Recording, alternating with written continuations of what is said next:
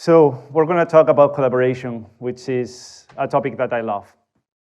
And we're going to talk about how we work at Abtions, the philosophy behind how we got there and why, and some tools and practices that we use combined and that have worked very well for us.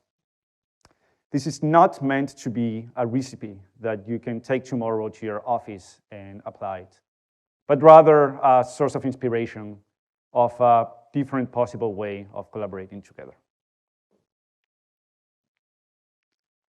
Can you collaborate and be productive at the same time? A number of years ago, I was working at Abtions as a tech lead on an innovative project. And it was a project that I could truly say cutting edge and be in peace with myself. And back then, we put the most senior people on the project. We had a guy in the back end, a guy in the front end. I was part of the team. And we had a guy making the engine of the system. The responsibilities were nicely split, and we were happy. But soon it was apparent that a small team was not an option for the size of the software. So we've increased the team. And there was not really proper time to onboard them because we were a bit too busy. And it was apparent very quickly that only some people could actually make a difference. So why even bother? Why put in that effort? The complexity made some people simply not being seen in the eyes of others, whereas I was one of the people that knew everything about my part. I've specialized in that part.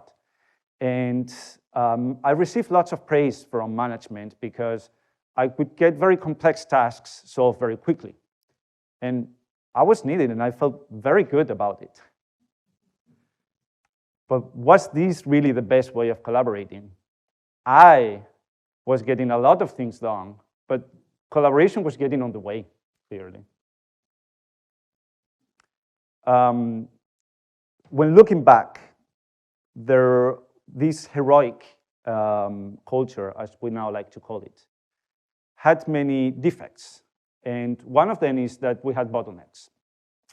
One for each of these people that we had lots of tasks assigned to our name.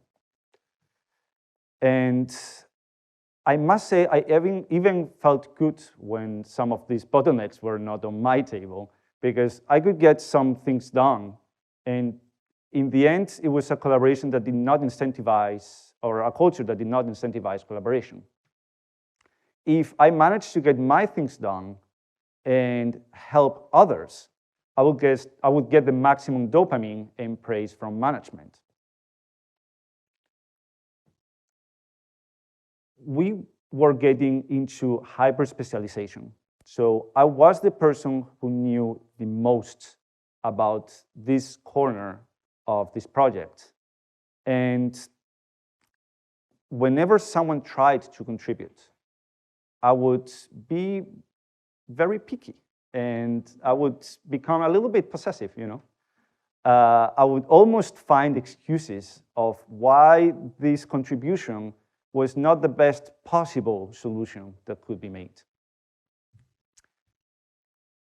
And this tunnel vision that we developed was not only reflecting inwards, but also outwards into how my part was integrating with the bigger part. So you could find me arguing that the user experience should be compromised because I did not want a part of the code to become overly complex. And don't get me wrong, I have the best intentions. I simply did not have the best focus. The tension grew, and there was a moment that could no longer be ignored. So before a big presentation for the client where they would decide whether the project was to be continued or not, the project was not at the state that was needed. So we, the heroes, the only ones that could make a difference, were summoned to do something about it. And we did. We used all our superpowers, all our heroic moves. and I ended up pulling an all-nighter. I stopped having fun. It was not a good place to be at. The project was not receiving the quality that it deserved, and now my health started to be in risk. So after the night, it was clear. Something had to change. And so I did it. I killed the hero within me. There was a little bit of a void after that. But after we decided that this heroic culture was not good for anyone, it was surprising looking back how quickly things turned. Management got on board totally on changing the culture. And the fun thing is that there were people there to solve the problem, and that is the team, those who are there to do their job. We just had to find a way to actually use them. So we've been through many iterations, different practices throughout these years, but we like to call the core of our philosophy collective ownership. And collective ownership means that the whole team owns the whole product. It means that I do not care if your part is shiny and works perfectly. Either the whole product is good or it's not. There are three core principles for collective ownership. The first one is collective vision. If we are to have all the responsibility to deliver on the final product, then we need to play it fair. That means that we have to tear down all the communication barriers that there are. In our case, it meant having more crowded meetings, which is uncomfortable. It also meant removing people that are in the middlemen, and putting the team directly in front of the clients. It meant to receive more feedback directly when things were working well and when things didn't. Because with great knowledge comes great responsibility. And collective ownership means also collective accountability. And this is very important. If we are to make this a success, then we actually have to stand behind. We work end-to-end. That is the tool that allows us to have the collective accountability. It means that if we're going to work on the whole product, if I'm going to be held accountable for the whole product, then I need to be able to make an impact on that. I cannot just stay here and pretend that the whole thing is going to work. It means to be more generalist and not to only focus on this thing. We call it T-shaped profile. We still expect people to bring their abilities, their unique abilities home. So we still have different roles. We, of course, still have designers, for example. And these people will have a core skill, and they will also have skills on the side so that they can collaborate with each other.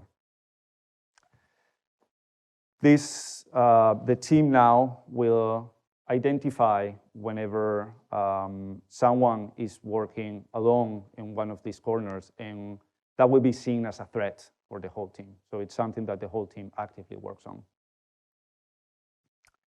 And collective ownership means also collective contribution. And to achieve this, we use extensive usage of pairing. And pairing is simply putting two people working together on the same task at the same time. So it's simple. It is very powerful because it ties directly to the concept of collective ownership.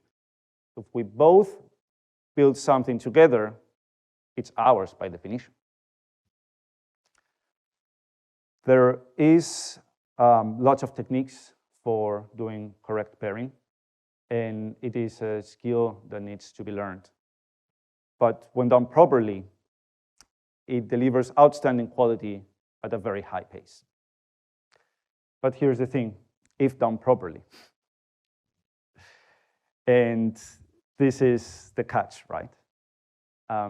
All of what I've just said, it's a great idea, they are great ideas, but execution is everything.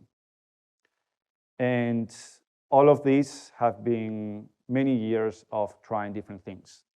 They are skills that need to be mastered. For example, when talking about pairing, there is a world of difference when you pair with an experienced pair, when it's someone that is doing it for the first time. The experienced pair will guide and let go.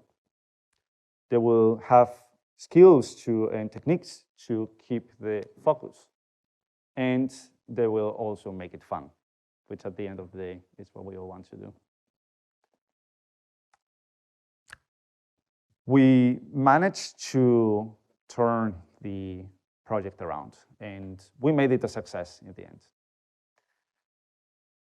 All the changes triggered down, and they not only work for that project, but now can be found at the core of Abtions. We managed to decrease the stress, we managed to increase dramatically the quality, and we attracted people who are actually interested in collaboration. So, can you collaborate and be productive at the same time? Yes, you can, but leave your ego at home. Thank you.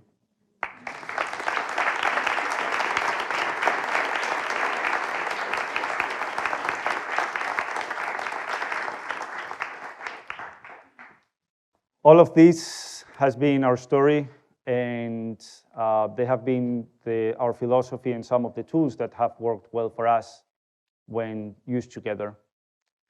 But now I want to hear some of your stories of both heroes and collectives. And I'll also be very happy to answer any question related to our working philosophy or some of our techniques. Cool. Yes.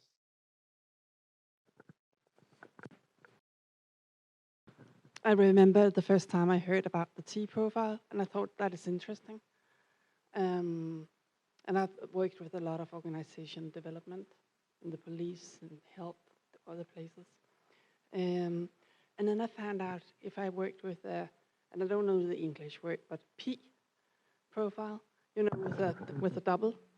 So if I found people that had actually two depths, I could accelerate extremely fast. That's so interesting. And then I began to look after people with 3 legs. And I have 3 legs myself. So, and I found, well, it could run even faster. So just fun to see that you went the same pace. Yeah, totally. I must say, we started also going that way. Usually people in the technical area are very specialized. They only work in one front. And then one of the first things that we said is you don't work in one front, you work in both fronts. And one of the things that we do to make this possible actually is to we brought simplicity as one of our core values because we wanted all our tooling to be accessible. We want people to be able to jump in and contribute. So it was a necessary part from us. Yeah. I was just wondering, because you said yourself you're working with highly specialized people, and usually highly specialized people tend to also focus very much on their own task. So how was it possible to actually make that complete turn that you did, not only within yourself, because I kind of understand that, but you have to actually make a flip in the whole company. How did you get other people on board and able to see that this would benefit not only themselves, but also the company or vice versa? Yeah, great question. The reality is that some people never saw that. And they are not part of the company anymore, right? So it's not for everyone. Some people really do want to just do one thing. Come again, sorry? I killed them all. You're a hero. No, but that is the thing. Like once we decided on this, the people who are actually interested on working this way will be attracted naturally. But there is also the when we talk about collective accountability, for example, and we bring the people in front of the users who are actually going to use this, or the client in this case. You can relate your work suddenly with solving a problem for someone. And that inspires to not focus only, in our case, it was like the specialization from the lines of code, but actually wanted to help someone, right? Trying to bring that to the equation of solving the final problem. So it's a lot about sharing that vision of course, you must enjoy work, and we sometimes enjoy the beauty that we create with our work, but ultimately we are here to help someone. It seems that you've spent quite some time implementing these things like killing your heroes and also the 4-day work week. That leaves perhaps little time to evaluate and create new ideas and think about new ways that you could change your ways of working. How much time do you spend during those 4 days a week, or in a month, or in a quarter, thinking of new ways? How do you find time to do that, thinking of new ways to work? Yeah, great question. As a minimum, I would say per team is half an hour to 45 minutes a week, which would be the retrospective, where that is per team. On a team basis, every team has quite a lot of freedom in the way they work, so they can bring in new ideas that way. There is another thing, which is adaption. Different people facilitate the meetings. That could be a planning meeting, but it could also be a retrospective itself. And people are allowed to bring a new format if they want to. I'm gonna say that we've done lots of experiments and iterations over the years. We are in a place now where we're much more stable with our practices, and there is less movement than there used to be. It has stabilized, we can say.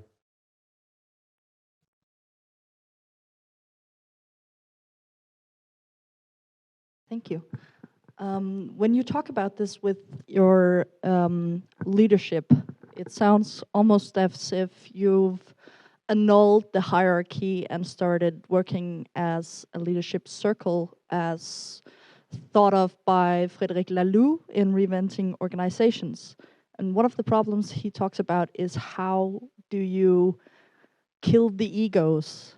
Because you're normally in a meeting, there are people there who more or less talk because they like the sound of their own voice, which is what I think of when you say ego. And I'm curious, what are your tools to kill the ego when you're sitting in that meeting?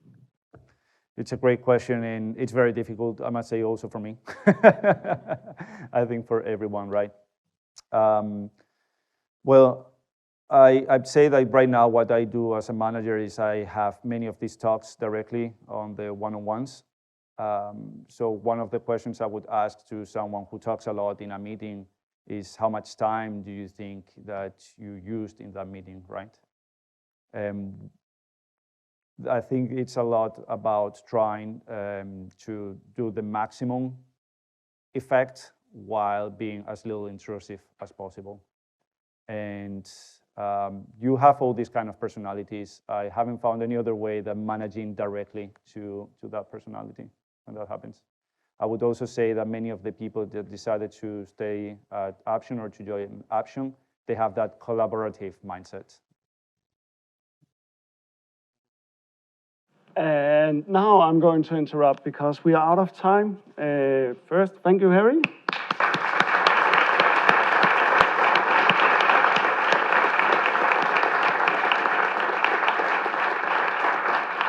And then thank you to all of you for coming today.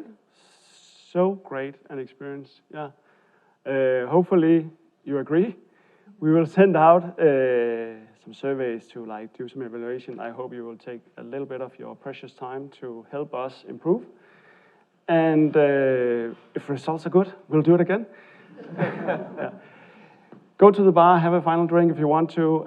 Otherwise, we will see you soon in the future.